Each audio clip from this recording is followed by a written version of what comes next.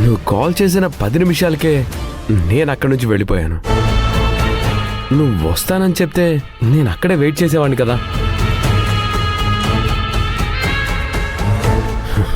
అంటే నీ ఉద్దేశం ఏంటి శిశిర? నేను అబద్ధం చెప్తున్నానని నన్ను చెక్ చేయడానికి అక్కడికి వచ్చావా నువ్వు? చూడు శిశిర, నేను తప్పు చేసేటట్లే అయితే చెప్పే తప్పు చేస్తాను. ఎవ్వరికీ భయపడను. ఎందుకంత కోపంగా మాట్లాడుతున్నావు? నిజాయితీగా ఉన్నా కదా, అందుకే కోపం వస్తుంది. ఇంత మాట్లాడుతున్నావు కదా, అసలు బిల్డింగ్ దగ్గర ఏం జరిగిందో తెలుసా? ఏమైంది? రాజ్, రీటా ఎవరు?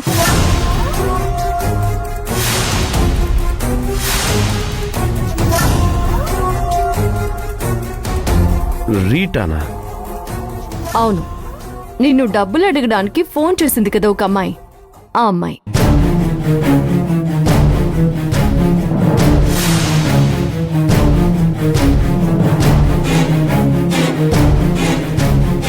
ఆ అమ్మాయిని నీ మనుషులు కిడ్నాప్ చేసి రేప్ చేయడానికి ట్రై చేశారు.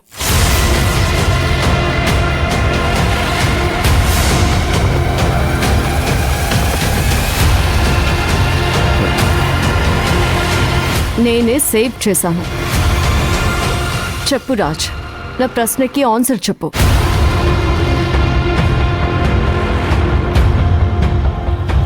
నువ్వు చదువుకున్నదానివి కదా, కొంచెం లాజికల్గా ఆలోచించు. నా మనుషుల్ని పెట్టి ఆ బిల్డింగ్లో ఎవరినైనా రేప్ చేయించుంటే ఎవరి మీద అపవాదం వస్తుంది? నా మీదే కదా. బుద్ధున్నోడు ఎవడైనా ఆ పని చేస్తాడా?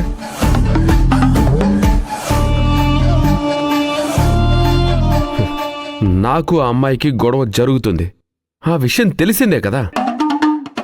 అందుకే ఆ అమ్మాయిని ఎవరో కిడ్నాప్ చేసి నా బిల్డింగ్లోకి ఆ అమ్మాయిని పంపించి నా మీద నెపం నెట్టడం కోసమే ఇలా ప్లాన్ చేశారు.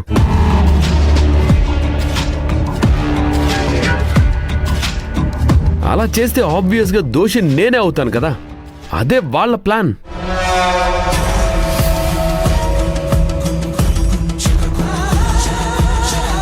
నాకు దీనికి ఏ సంబంధం లేదని కోర్టుకెళ్ళి ప్రూవ్ చేసుకొని అప్పుడు నేను బయటికి రావాలి. అప్పటి వరకు నేను కోర్టు చుట్టూ తిరుగుతూనే ఉండాలి.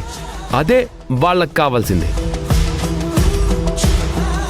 శిశిర, ఇంత చెప్పినా నీకు నా మీద నమ్మకం కలగలేదంటే నేనింకేం చేయలేను. నా అనుకునే వాళ్ళకి నా మీద నమ్మకం ఉండాలి. ఇంతకీ నువ్వు అమ్మాయితో మాట్లాడావా?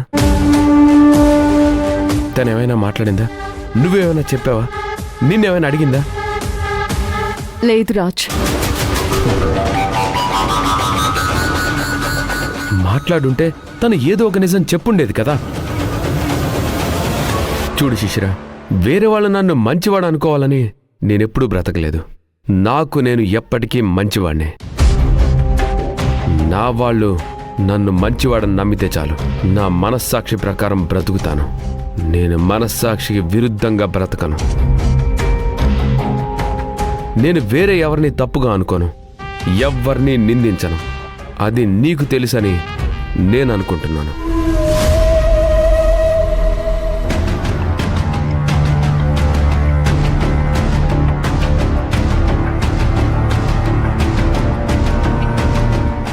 ఏంటిది?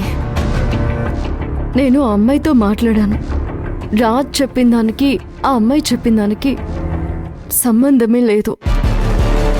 ఆ అమ్మాయి చెప్పిన దాని ప్రకారం ఆదినే శివగామి వాళ్ళ ఆస్తిని ఇరికించడానికి కారణం.